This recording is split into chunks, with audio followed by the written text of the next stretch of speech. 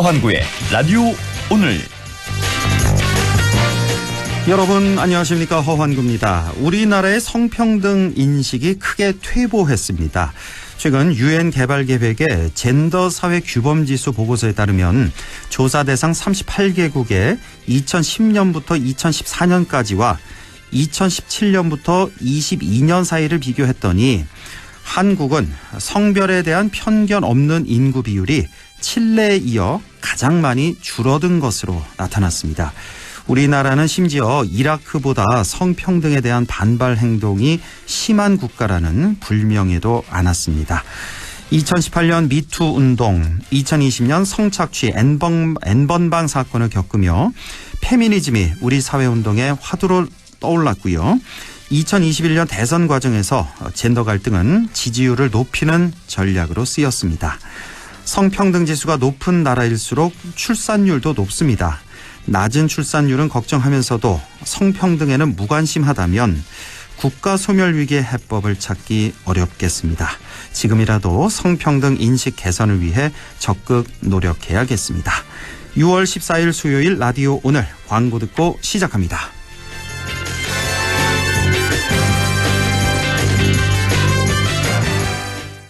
뜨거운 여름 불경기를 한 번에 날려버릴 KG 모빌리티만의 특별한 혜택. 완전히 새로운 디자인 1,800만 원대로 시작하는 합리적 가격의 더 뉴 티볼리 출시. 거기에 토레스 티볼리 하루 1만 원대 신개념 리스형 할부까지. 개별 소비세 인하 혜택이 6월에 종료되니 서두르세요. KG 모빌리티 전시장에서.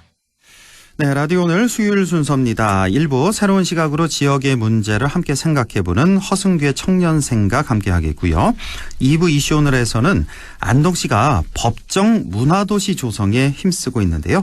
이 문화도시 사업에 대해서 한국정신문화재단 임정혁 문화도시센터장을 연결해서 자세한 얘기 들어보겠습니다. 이어서 각종 설문조사 결과를 갖고 우리 사회 분석해보는 시간이죠. 배종찬의 리서치 오늘 함께 하겠습니다.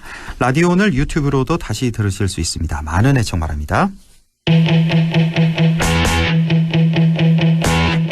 네, 허승규의 청년생각, 오늘도 안동 청년 공감 네트워크 허승규 대표 함께하겠습니다. 어서 오십시오. 네, 반갑습니다. 네, 지난주에는 6월 5일 환경의 날을 맞아서 올해 환경의 날 주제인 플라스틱 쓰레기를 줄이는 그 실천과 정책을 살펴봤습니다. 적극적인 공공행정의 필요성도 이렇게 말씀을 해주셨는데, 자, 오늘은 어떤 주제 갖고 오셨나요? 네, 아나운서님 혹시 안동시 종교타운에 대해서 들어보셨나요? 아, 종교타운. 알죠. 그 안동 그 목성동 그쪽에 있는. 네, 혹시 한번 가보셨습니까? 그 안에는 못 들어가 봤고 이렇게 차로는 많이 지나다녔죠. 이렇게 보면서. 네, 오늘은 바로 우리 지역 종교타운의 현재 모습을 살펴보고 종교 간 화합과 지역 문화 발전을 위해 종교타운을 어떻게 활용하면 좋을지 제안 드리는 내용으로 준비했습니다. 네. 자, 허승규 대표가 주로 이제 환경 주제를 말씀을 많이 해주시는데 오늘은 이제 종교 문화를 또 준비를 하셨네요. 자, 허 대표는 7대 종단 협의체인 한국 종교인 평화회의 청년위원회도 했다고 하는데, 자, 오늘 아주 깊이 있는 내용 기대가 됩니다. 자, 우선 안동시 종교타운부터 소개를 좀 해주시죠. 네, 안동시 종교타운은 2017년 종교 간 화합을 위해 안동시 원도 시민 화성동 터에 준공되었습니다. 네. 종교타운 주변에 다양한 종교 시설들이 밀집되어 있는데요. 종교타운은 화성공원과 목성공원으로 나뉩니다. 화성공원에는 다양한 종교 상징물, 그리고 종교 대표 미니어처 등이 이렇게 있고요. 예. 또 목성공원에는 종 모양 상징물과 돌로 만든 벤치가 있어서 시민들이 사진을 찍고 휴식을 취할 수 있도록 했습니다. 아, 그 종교타운 안에 공원이 이렇게 두 개가 있는 거군요. 예. 자, 종교 간의 화합을 위해 만들어진 종교타운이 일종의 공원이라고 이렇게 할 수가 있겠는데, 자, 오래전부터 종교 시설들이 밀집된 안동시 원도심에 만들어졌습니다. 주변에 어떤 종교 시설들이 있죠? 네, 주변에는 경상북도 유교문화회관을 비롯하여 네. 교회, 성당, 사찰 등이 몰려 있습니다. 그 먼저 1909년에 그 북장로교 선교사 웰번과 황해도 교회 출신 목사 김영옥이 세운 안동교회는 경북 북부 개신교 효시로 알려졌으면 또 안동 지역 3.1운동에 거점이기도 했습니다. 예. 또 안동교회 옆에는 1927년 본당으로 승격한 천주교 안동교구 목송동 주교자 성당이 있습니다. 김수환 추기경이 주임 신부로 첫 사목 활동을 시작한 곳으로 유명하고요. 예. 또 성당 옆에는 대한불교 조계종 포교당 사찰인 대원사가 있습니다. 1923년 신도들이 세웠는데 그 6.25 때 해산됐다가 몇 차례 걸쳐 중수되었어요. 예. 그 대원사의 소장 중인 신중도, 영산회상도, 지장보살도 이 삼폭탱화는 그 19세기 말 불화 특징을 간직한 경상북도 유형문화재고요. 또 대원불교대학을 오랫동안 운영해 오고 있습니다. 자, 이렇게 몇 곳을 소개해 주셨는데 뭐 유교, 개신교, 천주교, 불교 시설들 쭉 이렇게 모여 있는 그런 종교 타운이 되겠습니다. 이곳에 이제 종교 시설이면서도 지역의 소중한 어떤 문화적인 역사적인 자산이다 이렇게 볼 수도 있겠어요. 네, 그렇죠. 또 이 외에도 또 근처에는 안동김씨 집회소로 사용되는 안동김씨 종회소가 있고요. 1770년대에 지어졌다고 합니다. 아주 오래된 건물이고 또 유불선 어떤 통합의 민족 종교인 성덕도도 있고요. 예. 또 경북 유교문화회관에서는 시민대상 유교 경전 강의가 꾸준히 열리고 있습니다. 그리고 여기서 한 5분 정도 동쪽으로 걸으면은 원불교 안동교당 또 예. 천태종 해동사 인근까지 이어지는데 그렇죠. 이처럼 개신교, 천주교, 불교, 유교, 원불교, 민족 종교까지 다양한 종교 시설이 모여 있습니다. 네, 이렇게 종교타운 설명을 해주셨고 이렇게 다양한 종교시설이 모여 있으니까 이웃 종교끼리 화합하고 또 지역사회를 위해서 많은 일들을 할 수 있을 것 같은데 자, 종교타운 설립의 의의를 어떻게 보시는지요? 네, 인류 역사를 보면은 중세와 근대를 나누는 핵심적인 기준이 바로 정치와 종교의 분리입니다. 이 종교개혁과도 연관이 있는데요. 예. 그 영혼의 기술, 이 소울 크래프트라고 하는데 요거 타고 통치의 기술인 정치, 스테이트 크래프트가 분리가 되거든요. 그러니까 과거에 종교의 이름으로 수많은 사람들이 죽었지 않습니까? 뭐 십자가 전쟁, 마녀 사냥. 그래서 이 생각의 차이로 칼부림할 수 있는 존재가 사람이고 중세 시대가 그랬다는 것이죠. 그러니까요. 예, 종교. 이 종교 때문에 그동안 얼마나 많은 전 세계적으로 많은 사람들이 죽었는지. 우리나라도 이거 마찬가지 아닙니까? 우리 조선시대에 숭유억불 정책 맞죠? 고등학교 때 나오는 그 유교 이념과 다른 신앙 또 사상을 펼치다가 또 많은 분들이 또 돌아가셨던 그런 우리도 그런 역사가 있잖아요. 네, 그러니까 종교가 아무리 취지가 좋아도 특정한 믿음을 전제로 하기 때문에 독선적일 수가 있어요. 그래서 이 현대 민주주의 정치에서는 종교의 위험성을 제어하게 됩니다. 그래서 다양성과 사상의 자유를 보장하는 우리 민주주의 사회에서 종교가 공존하려면 우리 공동체 안정을 위해서라도 종교 간 협력과 대화가 중요하고 권장되어야 되는 것이죠. 이거 종교한테도 좋지만 우리 사회를 위해서도 좋은 일입니다. 그렇습니다. 이 종교 간 화합과 평화를 위해서 종교 간의 다름을 인정하고 대화와 협력에 애쓰는 활동이 이게 종교계만 좋은 게 아니라 우리 사회 전체를 위해서 꼭 필요한 일이겠죠. 네, 그 지구적 차원으로 보면은 종교는 민족과 국가를 초월하지 않습니까? 그래서 국가를 넘어선 이런 종교 간 시민사회 교류는 전쟁의 위험을 낮추고 평화의 확산에 기여합니다. 그래서 이 종교 공동체가 다양한 역할을 할 수 있는 것이고 마찬가지로 우리 지역, 동네에서도 화합과 통합에도 큰 기여를 할 수가 있습니다. 예. 자, 들을수록 종교타운의 취지는 참 좋은데 꼭 필요한데 실제로 안동시의 종교타운이 그런 역할을 하고 있나? 글쎄요. 뭐 어떻게 보시는지 모르겠는데 지역에서 이런 관련 소식을 저는 잘 듣질 못해서요. 네, 오늘 어쩌세요? 방송의 핵심인데요. 아, 예. 종교타운 설립 이후에 지역사회 종교 간 협력과 대화가 활성화되지 않았고요. 그러니까 종교타운을 철학적 기반 어떤 소프트웨어적인 활동이 취약한 상태에서 이 건물이 먼저 지어진 것이죠. 그리고 후속 기획도 없었고요. 그래서 시민들에게는 그냥 지나가는 원도심 공원 이상의 의미를 주지 못했습니다. 뭐 안동 지역의 그런 종단 협의 기구인 한국 종교인 평화회의나 뭐 한국 종교 지도자 협회 같은 뭐 연대 기구도 없을 뿐더러 꼭 이런 기구가 아니더라도 지역 사회에서 주요 종단이나 지도자들끼리 뭐 종교 간 대화나 협력 활동이 없습니다.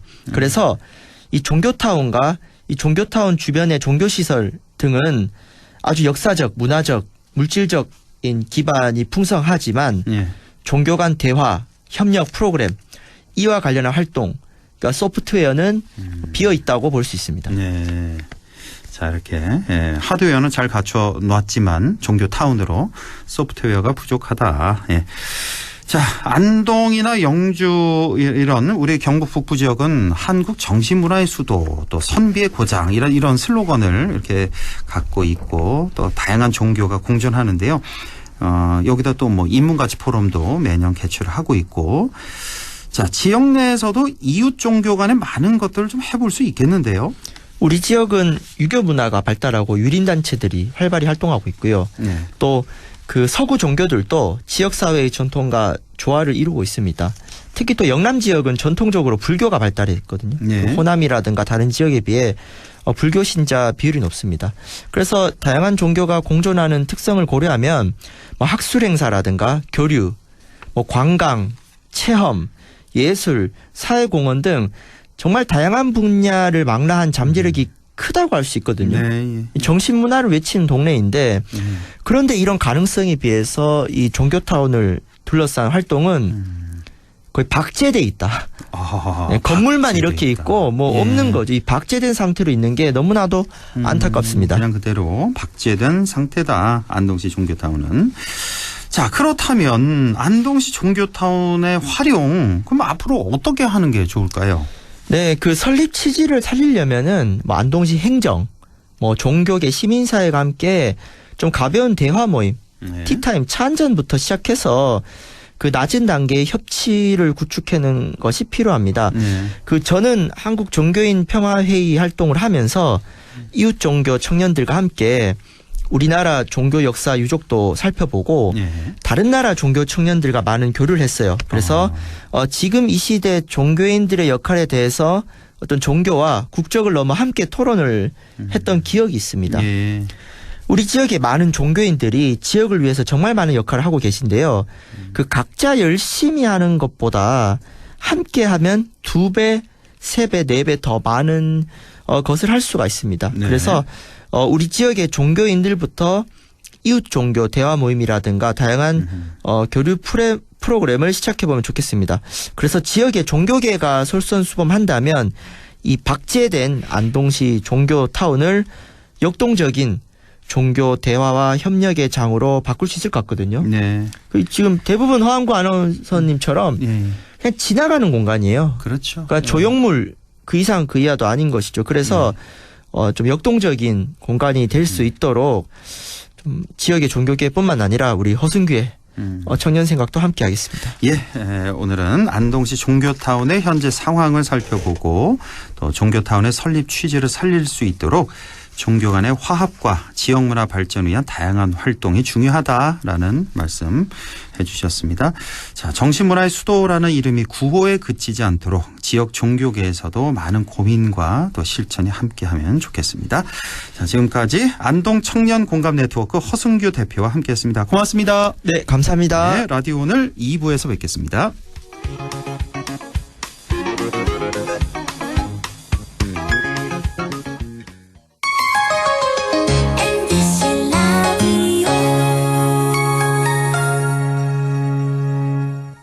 가구 살 땐 꼭 한번 가보자. 안동 명품 가구 백화점. 흑표 흑침대, 양성국 갤러리, 금성침대, 한국 가죽 소파, 장수돌 침대. 다양한 브랜드 가구를 한 곳에서 쇼핑할 수 있는 대형 가구 전시장. 안동 명품 가구 백화점. 네 얼굴 와 글러? 야근한다고 티다. 네 월급은 와 글러? 최저임금은 안 오르지. 물가는 오르지. 내가 진짜 박스 죽겠다. 물가는 내리고 최저임금은 올리고 민주노총 경북지역본부가 앞장서겠습니다. 1577-2260. 나에게 딱 맞는 대학. 나에게 꼭 맞춘 대학. 나만의 경쟁력을 원한다면 안동과학대학교로 오라. 시대에 딱. 취업중심 실전학과. 학생의 꼭. 현장중심 실무교육. 취업에 맞춤. 내 꿈에 맞춤. 나의 드림핏. 안동과학대학교. 미래에셋증권은 생각했어요. 해외 투자라고 큰돈 들지 않았으면, 그래서 실시간 미국 주식 소수점 매매, 밤잠 설치는 사람 없었으면, 데이마켓, 호가창도 다 보였으면. 나스닥 토탈뷰. 국내 주식처럼 편해진 해외 투자. 미래에셋증권에서 확인해보세요. 원금 손실에 유의하시고 투자 전 상품 설명서 및 약관을 꼭 읽어보세요. SNS 매너가 무너진 세상. SNS 매너 권법을 익혀라. 조상관. 타인의 얼굴을 보호하는 스티커 매너 저작권. 합법적인 음원 체크. 이것이 SNS 고수의 매너 권법. 고마워요. 우린 친구예요. 함께 노력하는 MBC와 함께 100.1 MBC 라디오. 네, 6시 21분 10초 지나고 있네요. 라디오 오늘 2부 이슈 오늘 시작합니다. 안동시는 2년 전 제4차 예비 문화도시로 지정된 이후 문화도시 조성 사업에 많은 공을 들이고 있습니다. 올해는 법정 문화도시 지정에 힘을 모으고 있다는데요. 한국정신문화재단 임정혁 문화도시센터장을 연결해서 얘기 나눠보겠습니다. 임정혁 센터장님 안녕하십니까? 네, 안녕하십니까. 임정혁입니다. 네, 반갑습니다. 자, 안동시에서 법정 문화도시 지정을 위해서 많은 노력을 기울이고 있다. 이렇게 소개를 해드렸는데, 자, 우선 문화도시가 무엇인지부터 좀 알려주시죠. 네, 문화도시 사업은 우리가 알고 있는 문화도시란 사전적 의미 때문에 또 안동은 2004년도에 역사 문화도시로 알려져 와서 현재는 안동시가 추구하는 방향 정도로 문화도시를 생각하는 분들이 많습니다. 예. 네, 지금 추진하고 있는 문화도시 사업은 법정 문화도시라고 해서 중앙정부가 지역문화진흥법에 문화도시 법적 근거를 마련되면서부터 추진하고 있는 사업인데요. 예. 안동시가 추진 중인 도시재생사업, 관광거점 사업과 같은 국가정책사업의 하나로 보시면 됩니다. 예. 예, 하나 더 말씀드리자면 문화도시 사업의 특징인데요. 예를 들자면 관광거점 사업은 관광 인프라를 개선하고 관광객을 유치하는 관광으로 도시를 발전시키는 사업이라면 문화도시 사업은 문화로 모든 도시가 특별하다라는 기조 아래서 지금까지의 중앙정부 또는 관주도 사업이 아니라 그 도시에 살고 있는 시민들이 중심이 되어 문화로 도시를 발전시키는 사업입니다. 예, 탑다운 방식의 사업이 아니라 버튼업 방식의 시민 주도형 문화 사업이라고 보시면 좋을 것 같습니다. 그러니까 문화도시와 또 문화도시 사업까지 쭉 설명을 네. 해주셨는데 현재 안동시가 그러니까 예비 문화도시인 거죠. 현재는. 네, 그렇습니다. 근데 여기는 네네. 이제 한 단계 더 발전시킨 법정 문화도시가 되기 위해서 지금 노력 중이다. 이렇게 네네. 보면 되겠고 문화도시 사업이란 거는 이제 문화로 도시를 발전시키는 사업. 그러니까 네, 그렇습니다. 바툼업 방식의 시민 주도형 문화 사업이다. 이렇게 정리가 되겠네요. 자, 법정 문화도시로 지정이 되면 어떤 지원과 혜택이 있는 겁니까? 예, 우선 법정 문화도시라는 타이틀을 받을 수 있고요. 또 안동시 같으면 시민 역사 문화도시 안동이라는 문화도시 브랜드를 확보할 수 있습니다.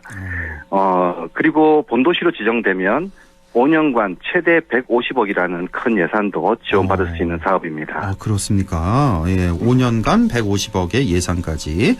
네. 자, 안동시는 2021년 제4차 예비문화도시로 지정된 상태입니다. 이후 여러 사업을 벌여온 걸로 알고 있는데 그동안에 어떤 성과가 있었을까요? 네, 지난 2021년에 예비문화도시로 지정되면서 문체부로부터 안동문화도시의 조성계획서를 승인받았고요. 이제 본도시 지정을 앞두고 있는데요. 예비도시 사업은 저희 안동시가 계획한 사업들을 실제로 실행해 보면서 사업의 효과와 지속 가능성을 점검하고 또 그 성과를 평가받을 수 있도록 준비하고 있습니다. 네. 예, 크게는 세 가지 성과로 말씀드릴 수 있는데요. 문화도시 예비 사업을 통해 새로워지는 도시의 변화로 한번 말씀드려볼까 합니다. 예. 네, 첫 번째로는 공간의 변화 성과입니다. 생활문화센터가 하나도 없는 안동에서 지난 2020년 12월부터 폐역이 된 구 안동역을 철거 대상지에서 시민 플랫폼으로 문화도시의 거점 공간으로 활용하는 사례는 전국적으로 호평된 아주 우수 사례이기도 합니다. 예. 그리고 과거 차별과 소외의 장소였던 안동 성자원의 성자교회를 치유와 힐링의 예술 공간으로 바꾼 것도 좋은 사례이기도 하고요. 그러니까 첫 번째로 네. 공간의 변화 사업이다. 그러니까 구안동역 네. 같은 경우 또 안동 성자원의 성자교회 같은 경우 예, 이런 사업이 그렇습니다. 있었다. 예. 네네. 특히 도시재생 사업과 연계 협력을 해서 도시재생 공간을 문화도시 사업 공간으로 공유하면서 다양한 사업을 펼치고 있습니다. 그래서 거점 공간들을 점점 확산시키고 있습니다. 예. 예. 두 번째로는 시민의 변화를 말씀드리고 싶은데요. 네. 안동은 문화도시를 준비하는 지난 4년 동안 특화 사업을 중심으로 700회가 넘는 시민 테이블을 진행하였고요. 시민 공론장을 체계적으로 시스템화시켜서 사업 한번 하고 빠지는 기회주의적인 어떤 시민이 아닌 늘 함께 지속적으로 도시 아젠다를 논의하고 연결하는 구조를 만들었습니다. 예, 바로 시민공회 모디입니다. 안동 시민 모두가 시민공회 멤버로 생각하고 있고요. 구도심으로부터 마을 곳곳에 이르기까지 다양한 공회가 이루어지고 있습니다.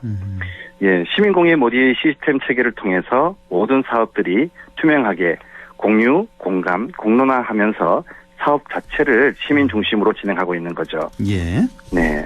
세 번째는 도시의 변화를 주는 성과입니다. 아마 문화도시 사업 이후로 시민들의 자발적인 문화활동이 많이 늘어났다는 것을 체감하시는 분들이 많은데요. 이렇게 문화적인 시민사회도 새로워지고 있지만 문화산업화에도 열심히 추진 중에 있습니다. 원도심 중심의 태사로 민속의 길에 고려 복식 체험을 중심으로 시대별 의복 체험 로드를 예술 실험 사업으로 시작하게 되었고요. 예. 안동의 마을에서 만들어진 다양한 콘텐츠 스토리들을 활용한 인형극장이 처음으로 상설극장으로 만들어지는 문화산업화도 진행 중에 있습니다. 예.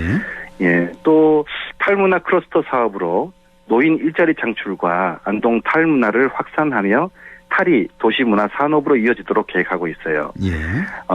이 밖에도 저희는 2021년부터 안동시 행정협의체를 결성하고 부처 간의 협력을 추진하고 있고요. 작년부터는 안동시 관광거점 사업과 안동형 일자리 사업, 신활력 플러스 사업, 도시재생 사업 등 주요 사업들의 6개 기관이 상생협력 협약을 체결하고 매월 실무자 회의를 통해서 각 사업들의 중복을 피하고 또 서로 협력도 열심히 추진하고 있습니다. 네, 서로 시너지를 낼 수 있도록 기관 간의 협력까지. 이렇게 쭉 지난 2년간의 성과를 쭉 말씀을 해주셨는데 크게 봐서 세 가지군요. 그러니까 공간의 변화가 있었다. 두 번째는 시민의 변화가 있었다. 세 번째 도시의 변화를 보여주는 그런 성과가 있었다. 이렇게 요약을 할 수가 있겠고. 자, 문화도시 추진의 엔진, 바로 구안동역에 위치하고 있는 문화 플랫폼 모디 684에 대해서 이걸 좀 설명을 해 주셨으면 좋겠는데 우선 모디 684라는 이름 이게 무슨 뜻인지부터 좀 설명해 주시겠어요? 모디 684는 예, 저희 아까 말씀드리는 시민의 변화에서 말씀드린 시민공회의 애칭이 모디입니다. 시민공회의 애칭 모디. 네네. 앞서 말씀드렸듯이 구안동역을 문화역으로 시민 생활 문화 플랫폼을 만들어 봤는데요. 이 시민공회의 모디의 이름을 써서 그 지역 번지가 684번지인데요. 이 번지수군요. 684. 예. 그래서 모디 684라는 시민들이 생활 플랫폼으로 만들어진 겁니다. 예. 저희가 다양한 이런 시민 활동을 지원하는 공간으로 오픈한 지 2년 만에 대관만 한 2천여 건이 넘었고요.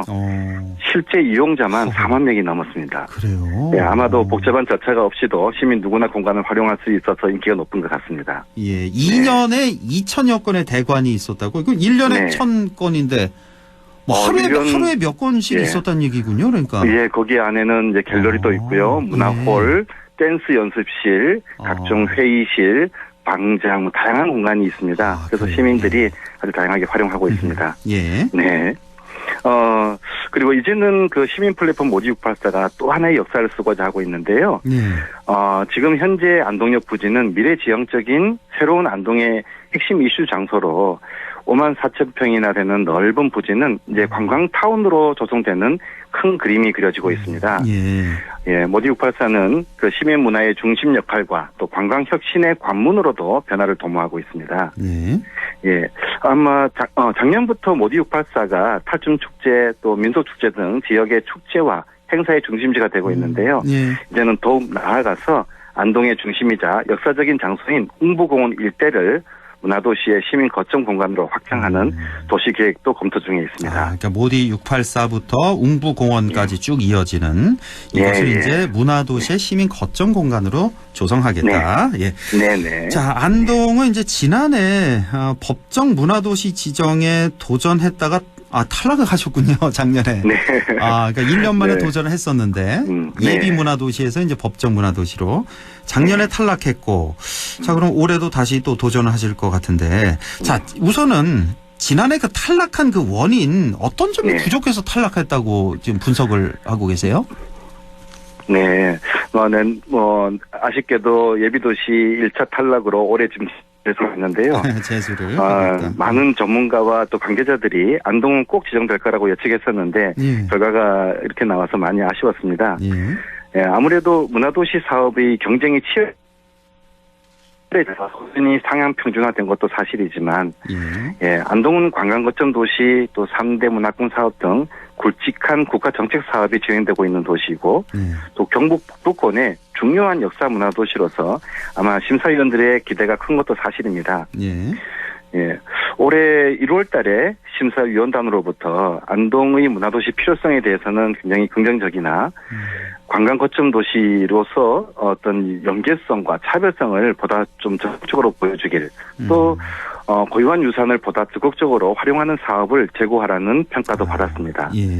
그래서 이 점을 더욱 강화해서 올해는 반드시 법정 문화 도시로 지정될 수 있도록 필사의 각오를 다지고 있습니다. 작년에 탈락한 이유, 그러니까 일단은 경쟁이 상당히 치열하군요. 전국 많은 지자체가 다들 되려고 하니까 이런 점도 있었고 관광 거점 도시로서의 어떤 연계성, 차별성이 좀 부족하지 않았나? 고유의 유산을 좀 더 적극적으로 활용했어야 했다.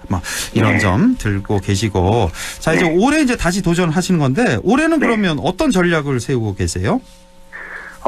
문화도시 사업 중에서도 가장 핵심적이고 중요한 사업이 특성화 사업입니다. 특성화 사업. 지역의 어떤 고유한 자원을 활용해서 그 도시의 차별적이고 특별한 도시를 만들어가는 전략인데요. 과거의 유산에 머무르는 것이 아니라 새로운 유산을 만들어가는 도시 브랜드로서 깊고 넓은 안동을 저희들은 추진 전략으로 하고 있습니다. 깊고 넓은 안동을 만들겠다. 깊고 넓다? 이거 무슨 뜻일까요? 조금 궁금하시죠? 깊은 안동은 지역의 고유성과 함께 공동체의 역사를 만들어가는 것이고요. 넓은 안동은 지평을 넓히는 것처럼 안동시를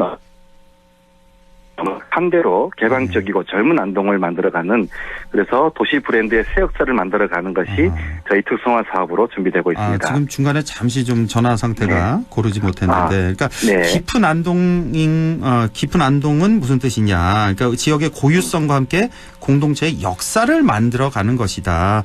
깊게 파고 들어간다는 거죠. 그러니까 깊은 지역의 역사들을 함께 만들어가는 것이고요. 그다음에 이제 넓은 안동은 이제 좀 더 개방적이고 젊은 안동을 만들어 가겠다. 이렇게 정리를 하면 되겠습니다. 지금 이번 주에 굉장히 많은 사업들이 펼쳐지고 있는데요. 토요일 오후 1시에 펼쳐지는 태화동에 있는 꿈이 있는 사경지 마을 이런 사업이라던가 또 지금은 또 존재감이 없어진 400년의 역사를 가진 안동 최초의 장터인 온청장 같은 경우도 문화도시 사업으로 다시 부활하고 있습니다. 또 소외와 차별의 안동 성자원이 치유와 환대의 장소인 문화예술규지로 변하고 있고요. 또 국내에서도 보기 드문 고려, 조선, 일제강점기의 유산이 하나의 길 위에 있는 태사길을 경주 황리단길처럼 새로운 도시 브랜드가 되도록 준비가 아주 한창입니다. 이렇게 안동은 과거의 유산에서 머무르는 것이 아니라 그 유산을 적극적으로 활용해서 새로운 유산을 만들어가고 있습니다. 자, 이번에 이제 5차 문화도시 지정이 바로 이제 올해 9월에 평가를 거쳐서 10월 중에 선정 여부가 결정이 된다고 들었는데, 자, 그러면 안동시의 문화도시 지정, 그러니까 법정 문화도시 지정 어떻게 전망하십니까, 올해? 예, 올해 안동의 현장 통합 평가 일정이 9월 20일로 결정이 되었습니다. 예. 네, 앞서 말씀드렸듯이 안동은 시민들이 스스로 문화도시를 만들어가는 진심과 진정성은 이미 충만하고 자신감이 넘칩니다. 올해 반드시 그 본도시로 지정되리라 믿고요. 예. 또 그렇게 되기 위해 마지막까지 최선을 다해야 되겠죠. 예. 최선을 다하시겠다. 올해가 이제 재수고 혹시나 뭐 그럴 일은 없겠지만 또 떨어지면 내년에 또 삼수 가십니까? 2차로 마지막으로 정리가 되고요. 5차 문화도시는 이번에 법정 문화도시는 끝이 납니다. 그리고 K 문화도시라고 해서 대한민국 문화도시가 문화도시 2.0 버전으로 새롭게 나옵니다. 그런 게 또 있군요. 그러니까 우리가 법정 문화도시로 되기 위해서는 올해가 마지막 기회인 거네요. 그렇습니다. 그러면? 만약에 법정 문화도시가 만약에 떨어지게 되면 바로 K 문화도시에 바로 도전하게 되어 있습니다. 그렇군요. K 문화도시로. 예. 네. 자, 이제 마지막 질문이 되겠는데 우리 안동 시민들에게 당부하고 싶은 말씀 마지막으로 좀 전해주시죠. 네. 문화도시 사업은 뭐 국제 탈춤 페스티벌 같이 메가 이벤트를 만들거나 큰 하드웨어를 조성하는 사업이 아닙니다. 어쩌면 우리의 문화적 삶의 체질을 개선하고 문화 근력을 키우는 사업이라고 말씀드릴 수가 있는데요. 사실 우리의 삶의 건강과 행복은 돈이나 권력하고는 아무 상관이 없다고 합니다. 행복과 건강은 좋은 관계가 많은 사람일수록 좋아진다라는 연구 결과에서도 보이듯이 신뢰와 좋은 관계를 만들어가기가 지속 가능한 행복도시, 또 함께 성장하는 건강한 도시, 자긍심 넘치는 특별한 도시를 만들어가는데 아주 중요한 기반으로 생각하고 있습니다. 그래서 문화도시는 시민들과 함께 도시의 변화를 만들어가는 사업인 만큼 시민의 참여가 가장 중요합니다. 구 안동역에 오시면 옛 승강장으로 가는 지하 통로에 저희 문화도시 사업을 전시 형태로 펼쳐놓았습니다. 많은 분들이 관심 가져주시고 문화도시 사업에 함께 동참해 주시길 부탁드립니다. 카톡 오픈 채팅방에 시민 공회를 검색하시면 그 시민 공회가 나옵니다. 거기에 함께 참여해 주시고 참여해 주시면 저희 문화도시 사업을 함께 공유하고 있으니까요. 많은 참여 부탁드리고요. 혹시 참여하실 때 비밀번호가 모디 684입니다. 영어로 MODI 684 치시면 누구나 가입할 수 있고 도시의 정보들을 볼 수가 있습니다. 아주 뭐 이렇게 친절한 설명까지. 카톡의 오픈 채팅방에 이제 시민 공회 검색해서 들어가셔서 비밀번호 이제 영어로 모디 MODI 684를 치시면 누구나 가입하실 수 있다는 거. 자, 마지막으로 말씀드립니다. 오늘 설명 잘 들었습니다. 고맙습니다. 네, 감사합니다. 네, 지금까지 한국정신문화재단 임정혁 문화도시센터장이었습니다. 라디오 오늘에서는 청취자 여러분의 참여를 기다리고 있습니다. 우리 지역에서 발생한 사건 사고 소식이나 함께 토론하고 싶은 내용을 안동 MBC 홈페이지 라디오 오늘 게시판에 올려주시기 바랍니다. 전화와 문자 참여도 하실 수 있습니다. 전화는 851국에 7191번, 문자는 샵 0913번으로 보내주시면 됩니다. 문자는 단문 50원, 장문 100원의 정보 이용료가 있습니다. 여러분의 많은 참여 바랍니다.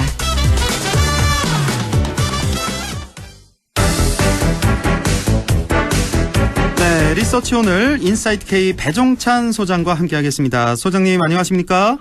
안녕하십니까, 배종찬입니다. 네, 어쩌면 이렇게 한 주도 빠짐없이 할 얘기가 없는 주가 없는지 모르겠어요. 할 얘기가 너무너무 많습니다. 이번 주도. 너무 많아서 이게 매일매일 해야 될 것 같아요. 그렇죠. 한번 생각해 보겠습니다. 자, 우선 대통령 지지율 추세하고요.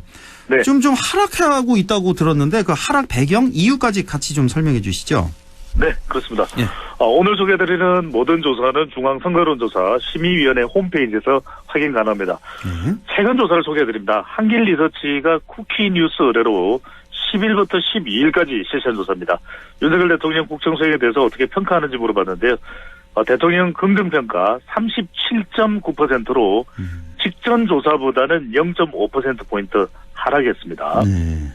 부정평가는 58.4%로 거의 60%에 육박하는 수준으로 나타났는데 직전 조사보다는 1.8%포인트 약 2%포인트 가량 더 올라간 결과로 나타났습니다. 뭐 긍정 예. 37.9%, 부정 58.4%로 나타났는데 방금 전에 이제 황구 앵커께서 말씀하셨던 대로 최근 한 2, 3주는 윤석열 대통령 지지율 주춤하거나 조금 이제 하락하는 추세로 나타나고 있는데 지난 한 5월 말 6월 초순까지만 하더라도 윤석열 대통령 외교 효과가 나타났었거든요. 예. 또는 이제 김남국 의원의 코인으로 인한 반사 효과인데 그 이후에 민감한 이슈들이 부각됐다.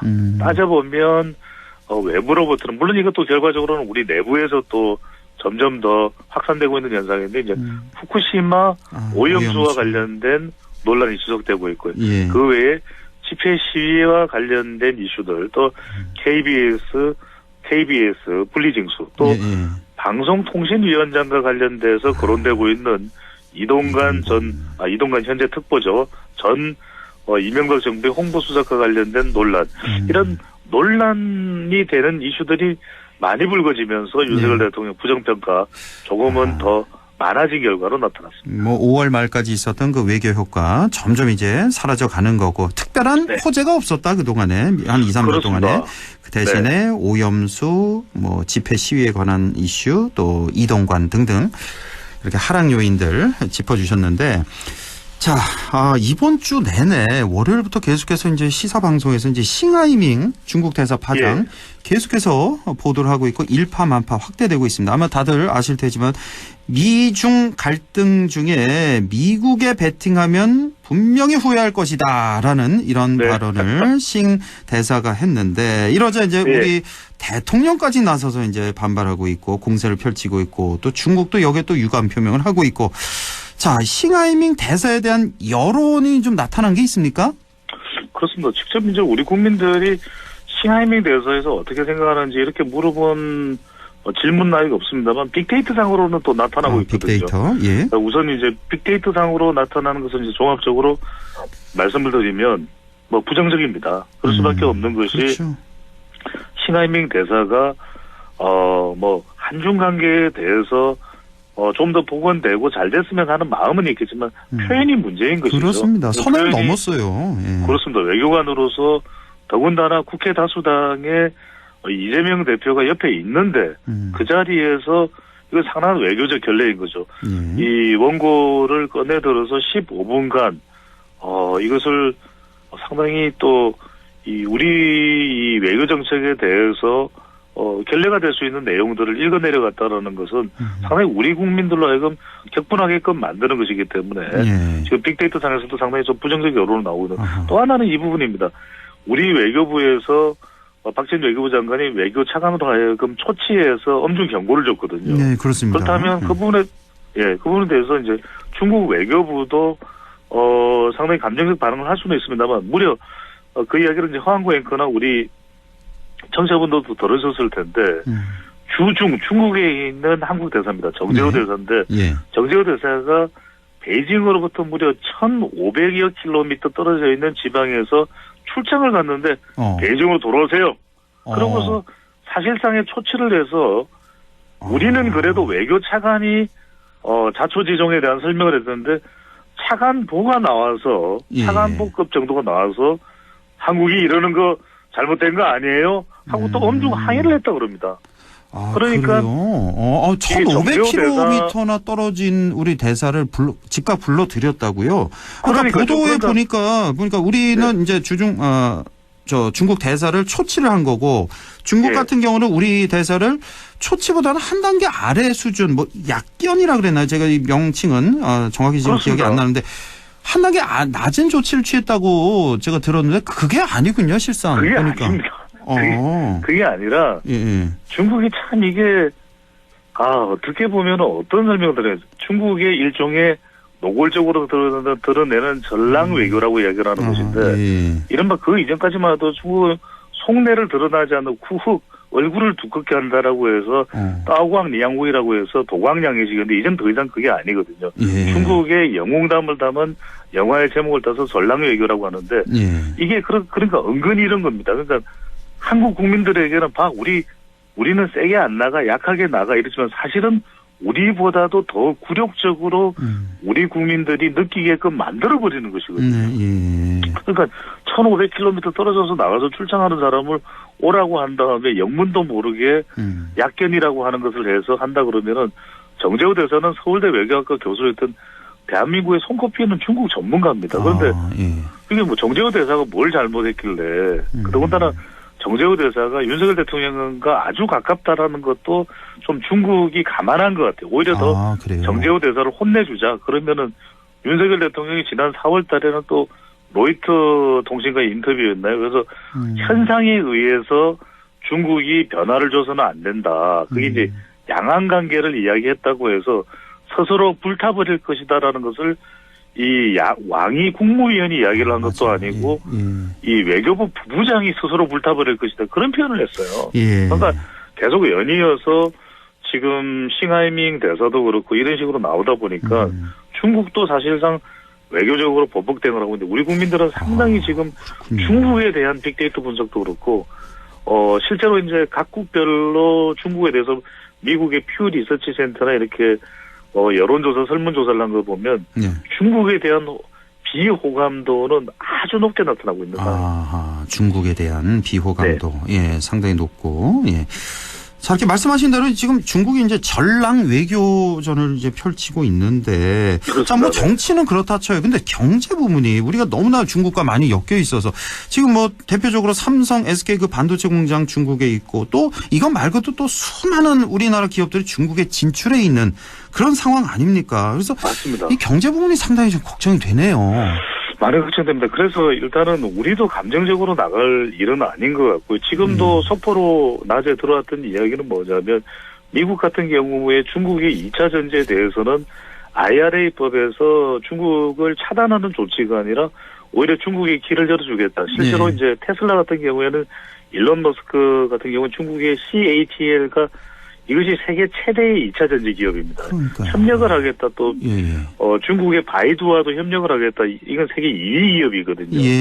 그러다 보니까 이제 상당히 우리로서는 곤혹스러운 상황이 될 수 있는데 우리가 그렇다고 해서 중국과 너무 지나칠 정도로 대립각을 세워서는 안 되는 것이고 지금 자칫 잘못하다가는 삼성의 경우에는 낸드 플래시가 중국 공장에서 생산하는 것이 삼성 전체 낸드 플래시 물량의 40%입니다. SK 하이닉스는 우시 공장의 2라인에서 생산하는 것이 전체 생산하는 D램의 48%거든요. 그래서 저는 이게 너무 우리가 감정적으로 대응을 해서 싱하이밍 대사를 뭐 추방하라 뭐 이런 이야기도 나오는데 여권에서 이렇게 다룰 내용은 아니고 지금은 감정적으로 오히려 윤석열 대통령이 힘을 실어주고 있다 하더라도 경제가 더 어려워지게 되면 자칫 중도층이나 자영업층이나 또는 40대, 50대 화이트 칼라는 또 나중에 어느 상황이 되면은 이탈될 수도 있거든요. 그래서 윤석열 대통령도 감정적으로 처리하기보다는 항의할 부분은 항의를 하되 경제적으로 오히려 우리가 또 중국과 지금 좀 소원해지고 또는 대립하고 있는 이런 부분들은 좀 복원을 해야 된다라는 너무 미국 쪽에 치중되는 부분에 대해서 우려하는 목소리도 있지 않습니까? 그런 부분들을 어떻게 복원해야 되는지는 좀 더 고민을 하고 해결책을 마련하는 그런 노력도 동시에 필요해 보입니다. 어제 저희가 또 최요한 평론가랑 아주 자세히 이 문제를 좀 다뤘는데 사실 미국하고 중국하고 저렇게 으르렁거리고 싸우고는 있지만 뒤에서는 사상 최대 또 교역을 또 하고 있고 엄청난 서로 또 투자를 하고 있고 이런 상황인데 우리나라는 어떻습니까? 여기 뭐 미중 갈등도 휘말려서 우리 실리는 다 놓치고 있고 지금 이거 삼성, SK 등등 우리나라 기업들 어떻게 하려고 하는지 우리도 실리 외교를 좀 해야 될 텐데 말이죠. 차이크께서 말씀하셨던 대로 전란 당시에도 임진왜란 당시에도 서해 류승룡이 이야기했던 것이 외교에서 가장 중요한 것은 실리다, 실리 외교다라는 이야기를 하는 것이고 미국도 저렇게까지 이 중국에 대해서 견제하지만 토니 블링컨 국무장관이 곧 방문한다는 이야기도 나오고 중국에 대해서 아주 강하게 발톱을 드러냈던 랜디 셔먼 국무부 부장관 같은 경우에는 지금 또 사임을 한 상태고 그 이야기는 뭐냐면은 또 초기술 반도체 같은 경우에는 반도체 굴기를 위해서 중국을 견제하지만 뭐 곡물이나 사료는 또 중국에 팔아야 되는 것은 또 미국이 다 팔거든요. 그러니까요. 무슨 이야기냐면 캐나다도 그렇고 프랑스도 그렇고 호주도 그렇고 우리가 챙길 것은 챙기고 또 중국과 너무 척을 질 것이 아니라 물론 이제 싱하이밍 대사의 이번 태도는 상당히 좀 잘못된 부분이 분명히 있습니다. 그런 부분들은 예. 지적을 하되 중국과 우리가 함께 가야 될 그런 또 전략적 협력 부분은 또 챙길 부분은 또 챙겨 나가는 것이 더 합리적이고 타당하다고 볼 수가 있는 것이죠. 예, 미중 싸움에 괜히 우리가 뭐 돌격대장식으로 앞으로 그럼요. 나서서 그럴 필요는 절대 없다는 생각이 들고, 자 이재명 대표에 대한 이제 구설도 많습니다. 왜냐하면 이제 이재명 대표가 이제 관저를 찾아간 거니까 여기다가 유튜브 생중계까지 했잖아요. 그래서 이거 뭐 중국에게 이거 멍석 깔아준 거 아니냐 이런 비판 상당히 받고 있는데 뭐 간략하게 어떻게 보셨어요, 이재명 대표? 격이 없이 뭐 이렇게 좀 타겟책을 만들기 위해서 했을 텐데 그래서 좀 아쉬운 부분이 있어요. 왜냐하면은 이 이대영 전 혁신위원장 파동도 있었고 지금 또 따지고 보면은 이 월요일 체포동의안 부결된 것도 당장 뭐 지지율에 큰 변화를 가져오지는 않겠지만 이것도 부담은 되는 것이거든요. 그렇다면 그걸 뭐 알고 그렇게 상황이 초래되지는 않았겠지만은 그렇죠. 차라리 따지고 보면은 형식 면에서도 싱하이밍 대사를 국회나 민주당사로 부르든지 아니면 원고를 꺼내서 읽기 시작했을 때 싱대사 잠깐만 그 내용이 뭐예요 하고 그 통역이 동반됐으면 내용을 좀 확인하고 이 내용은 지금 우리가 지금 후쿠시마나 경제 쪽에 좀 집중하기 위해서 미국 관련된 내용을 하는 건 아닌 것 같고. 그러니까 또 길이가 또 15분이나 될 줄은 상상도 못했겠죠. 그거는 저는 싱하이밍 대사가 적어도 이재명 대표가 국회 다수당이거든요. 다수당의 대표라면 그건 정말 국가에 대한 윤석열 정부나 윤석열 대통령에 대한 결례도 있지만 국회 다수당 대표에 대한 의전으로서 그거는 상당히 치명적인 결례를 그렇습니다. 했다고. 어쨌든 뭐 이번 논란 이재명 대표에게는 분명한 좀 악재가 됐을 것 같고 시간이 한 2분 정도 남았는데요. 네네. 조국 전 장관 얘기를 해볼까요? 체포동의안 그 부결 소식을 좀 다뤄볼까요? 조 전 장관 얘기 좀 해볼까요? 지금 뭐 출마에 대한 얘기가 계속해서 나오고 있는데 어제였죠? 어제는 또 서울대에서 또 교수직 파면을 당한 그런 상태인데 자 이건 뭐 여기에 대한 여론 어떤 게 좀 있을까요? 그렇습니다. 뭐 한참 전에 이제 나왔던 여론조사 결과가 있는데 그건 지금으로서는 그렇게 뭐 유효한 결과인 것 같지는 않고요.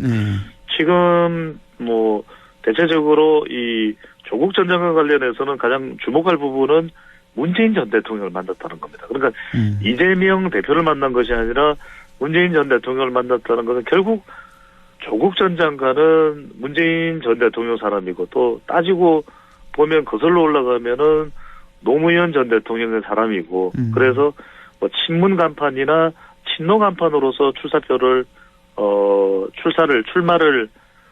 이제는 거의 기정사실한 것이나 다름없다. 흥미로운 것은 우리 이 안동의 MBC 애청자분들이 깜짝 놀랄 만한 제가 연결고리를 분석을 해보면 김의겸 의원이 이런 이야기를 했어요. 언론인 출신이죠. 조국 전 장관의 평산 책방 방문에서 이제 문재인 전 대통령을 만난 것에 대해서 민주당과는 무관하다고 그랬어요.